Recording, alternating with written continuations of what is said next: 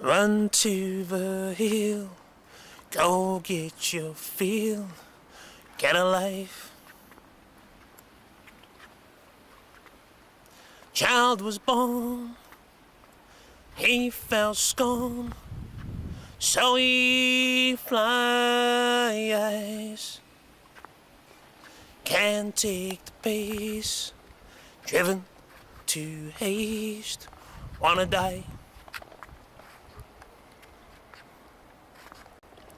Run to the hill, go get your fill, get a life. I'm trying to make music that's never been heard before. A sound, a depth, a beauty, a uniqueness that's never been heard before. I've had a lot of different phases to my life. Almost like I've had several different lives really. And all of them, I felt like the one who thought things differently and did things differently. If you want to hear empty stuff, you're listening to the wrong dude.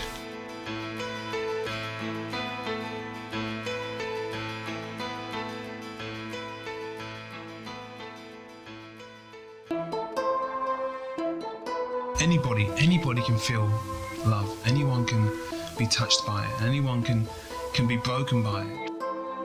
All this kind of, aggression and violence and anger that men tend to, want to support, it's just too cool, I'm hard, I used to be in the gang when I was a kid, and I know that side again as well. But this side of me is, this is a different side. This is a side about peace. This is a side about positive stuff, I just want people to look at someone like myself and realise and think, my God, this guy can feel like this, that feeling of L-O-V-E. Whatever. Those words, people don't like using those words. But maybe I've got more feminine qualities in that way than the masculine ones, but I've still got big muscles and I can use them, Walking and talking and moving and grooving again. Even though you're my everything. As a child, lived in Wandsworth, southwest London. Sprinkling of estates around this particular area. Sprinklings of ghettoised areas. Wondering why so. I wasn't a happy child. No one in my family looked like me. I was very, very different and unusual. And I have ginger hair, which is very odd. Being a black person born into a family of two black parents, it was very unusual. I was a miracle child to some people, and the other people I was, probably seen as a real weirdo. So there was a reason why people found it easy to bully me. End of my life, end of the day, I will be waiting. I was feeling things that were different. I felt different. I felt alone. You can't say that bullying, no one can say that bullying is something that's just a silly little thing, believe me.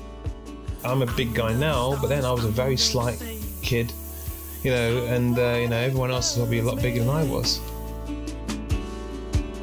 Someone put me out. I hid everything. No one knew that I was going through those things. No one knew the type of abuse that I was getting from people. You're more than this. My parents are both Jamaican and immigrated here. I was dealing with being British, black and being British. The country, with lots of white people, as opposed to the small world of black people that I knew. And he couldn't explain it. My family weren't educated enough in that way to explain it. They didn't, they weren't stupid, but they never had time and never had any need to feel that. Just be lucky, feel lucky that you were alive. And that's how I should have felt.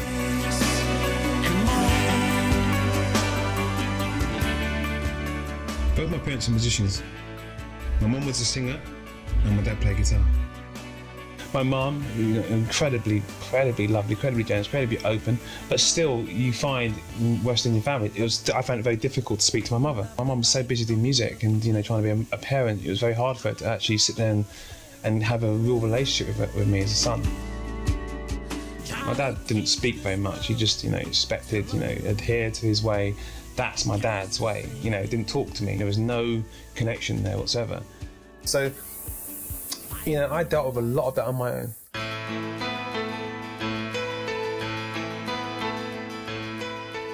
A lot of men don't like to show their emotions, and you know, you're a bit uncool, you're a bit weak, you know, if you show your emotions. And I think this is the opposite. I think it's an amazing strength to be able to get up and say, do you know what, I'm proud to be like this. And it took a while for me to get to the point where I could pick up the guitar and do this and sing to people. Our love runs deeper than you know. No one can falter, pull us under. You know I love you. Oh, I do. The In Vain is about loving somebody, but not actually expecting them, not caring so much if they love you back. People might say it's about unrequited love. That's the general description and meaning of the word in vain, but for me, I've taken it and made it what it is for me, because everyone's different, and I just wanted to say, you know what, we can go as far, we should be able to go that far, we should be able to love without it being reciprocated. 'Cause in vain I would love you, baby, even in a different world, even in a different space, even if I'm on my mind, even if I'm saying in vain I will love you, baby, you know, even in a different world, even in a different place, wherever it may be. You know, no matter where I am, I'll always love you, no matter what situation you're in, and whatever, you know, if we're not in a relationship and the relationship's not working, I will still have these feelings for you. 'Cause in vain I would love you, baby, always. You know, being able to say, okay, that I love you anyway, and I can actually do that. I can actually love further than, you know, just trying to control you and keep you in that box and have you as somebody that I love in something that I want you to be rather than what you are. Well, I come from a very Christian, religious background. To be absolutely honest. Well, it was a very disciplined family. Basically, that's all I would say on that matter. It meant I grew up thinking, well, why are these kids having that much fun when I have to go home and I'm, you know, my family is so strict. Run to the hill, go get your feel, get a life.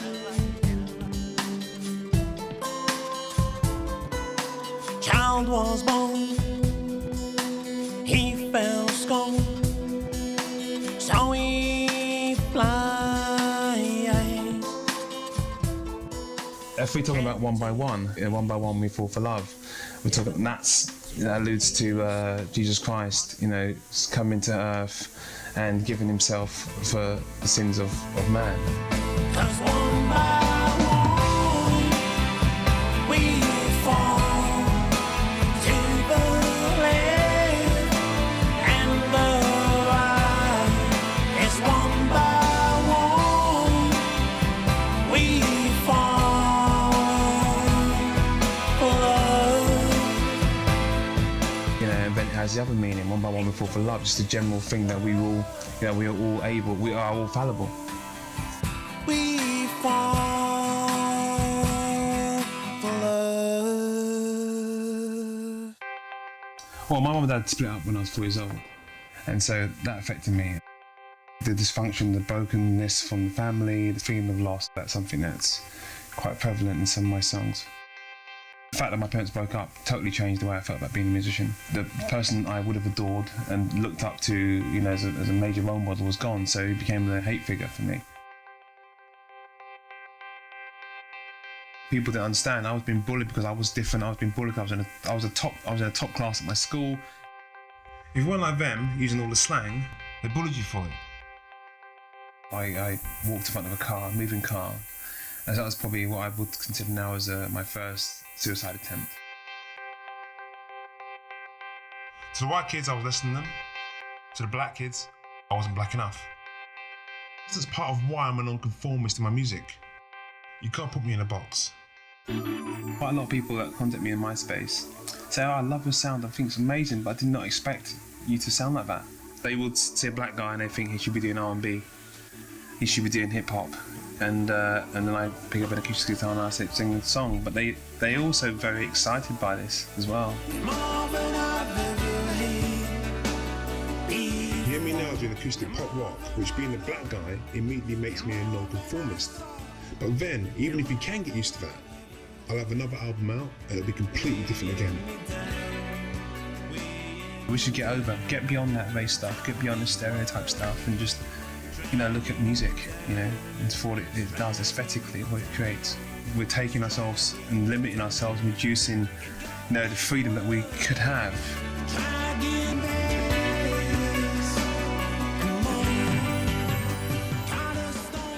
At 15, I found myself being drawn to gangs, and it wasn't because I wanted to be in a gang. One of the last things I wanted to do, but to me, it was about survival.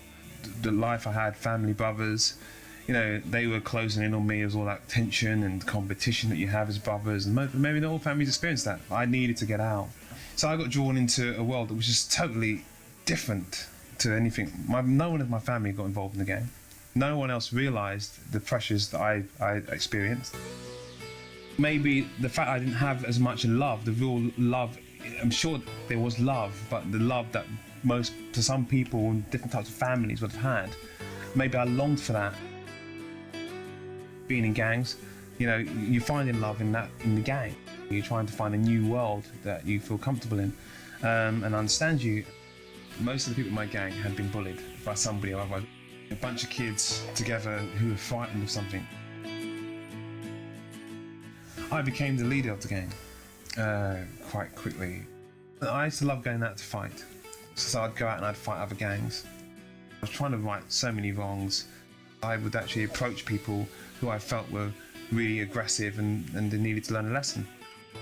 We did crime, and that was one of the things we got involved in. Car stereos, burglars from houses, not great things that anyone would be proud of. But in that world, in your head space at that time, it was life. In gangs that you quite easily lose sense of what's right and wrong. They don't have, a lot of these kids, they don't have that strong foundation. So to them, just doing something crazy and immoral is just like, well, why not? It's just like, it's just, why not? I mean, people were getting into guns. I mean, it was like something that that's where they were moving into. They weren't willing to walk away like I was, and they stayed in the gangs, and I just, it wasn't for me. I just thought, this is not my world. I got out of the gangs when I was 17. All I cared about was having fun and being able to be reckless. And then I went into, the whole clubbing world. I mean, life became really different. I mean, I began hanging out with affluent people.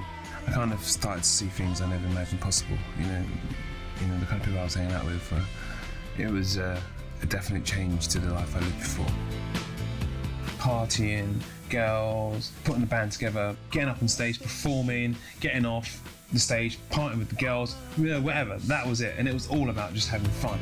I've been dreaming that you're waiting for me. I'm mad in love. Television, turn it off.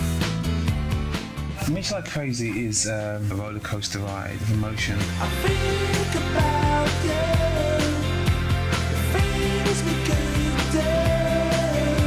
I think about you all the while. The whole idea of love, but also this immediate need to overcome an urge.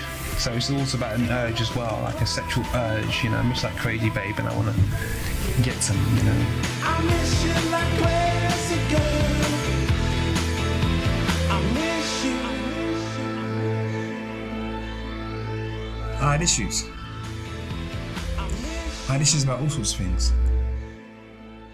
I mean, I drove cars crazy. I rode motorbikes. I took risks in my life. I wasn't proud of the person I became. I miss you. The sense of abandon, it was always there. The idea of suicide was always involved in my life for many years. Found all these friends which were as troubled as me, wants to experience that loss, wants to go into a situation and only to lose themselves at the end of it. We're all so troubled. Can't live like that and not have had crazy relationships with women. Will push you to the depths of whatever despair in many cases.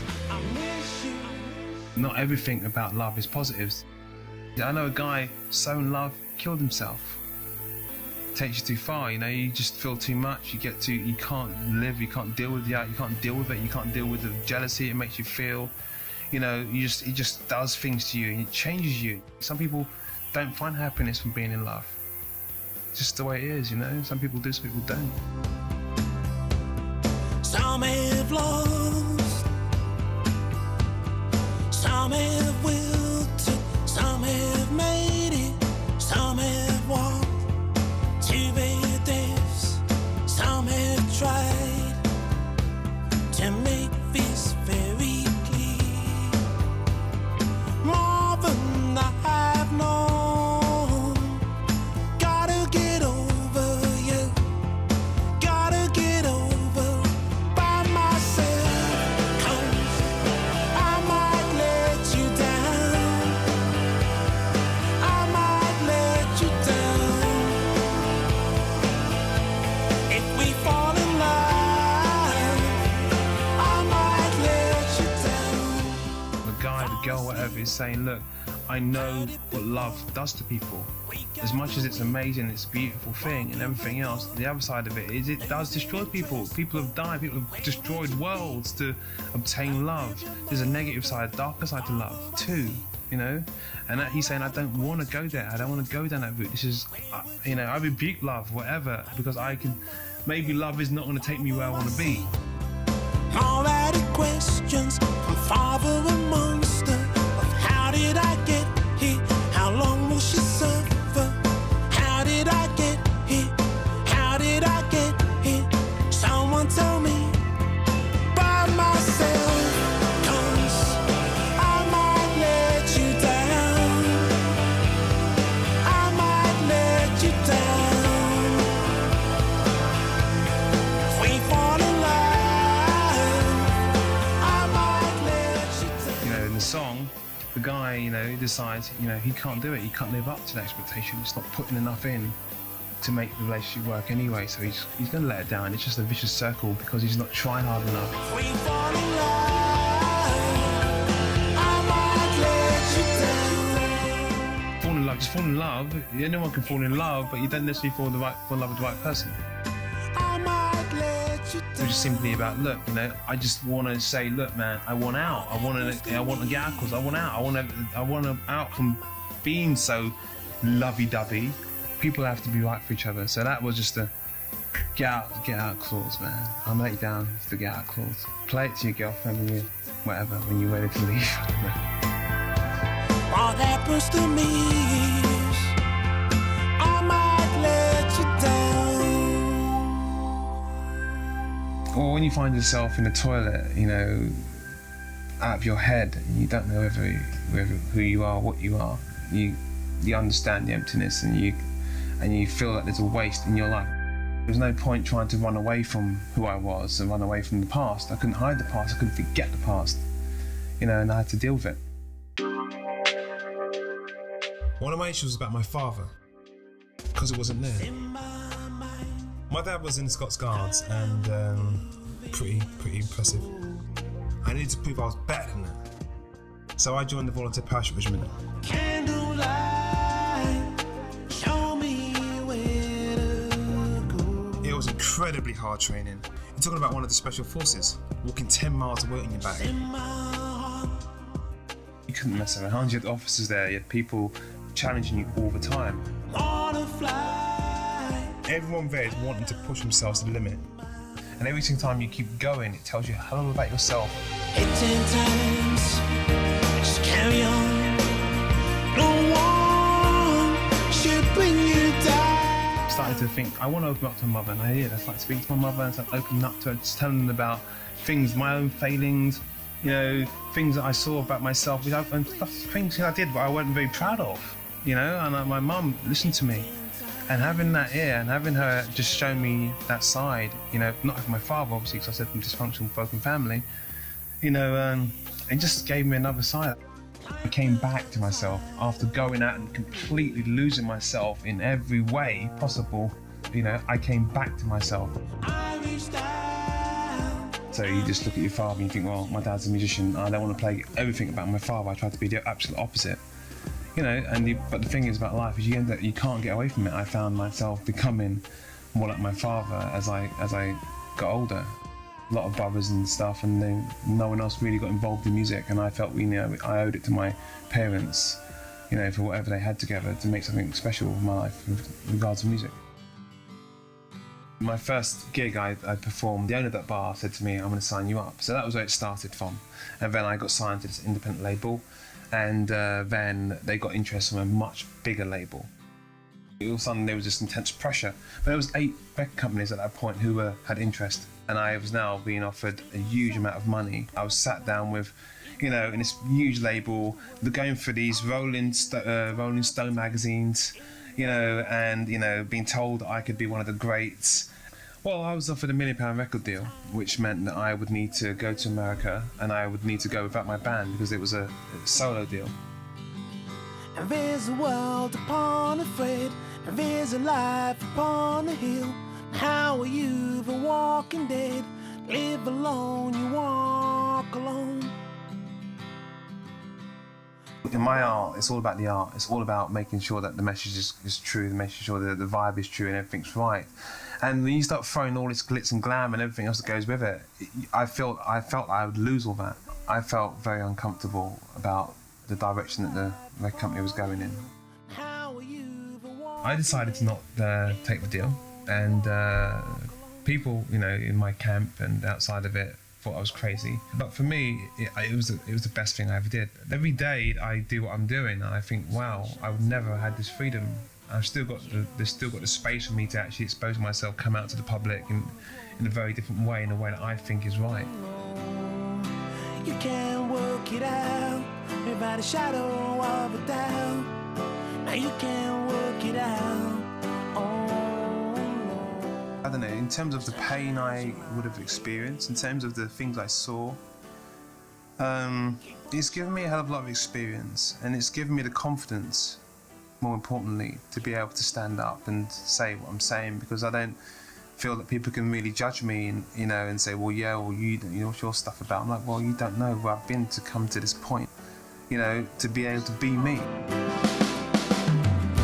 Come on, wipe your eyes, don't let the sky fall on your head.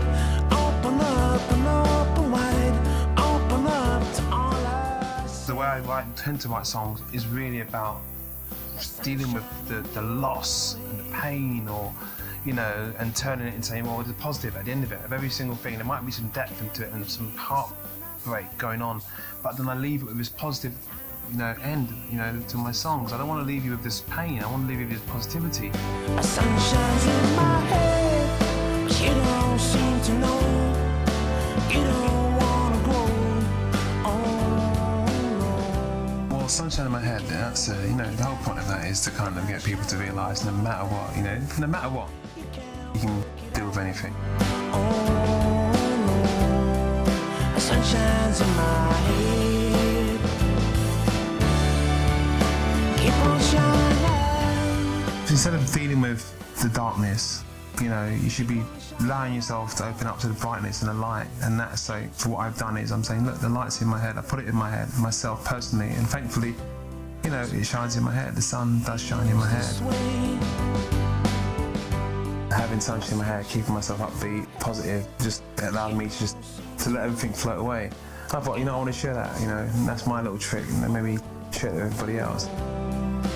You can't work it out without a shadow of a doubt. I can't be myself, stand where I am. I suppose what I'm doing now is piecing together experience from different kinds of life I've had so far to be able to give something to people that they can use it for something positive. Keep on shining. That's all I can ask. Keep on shining.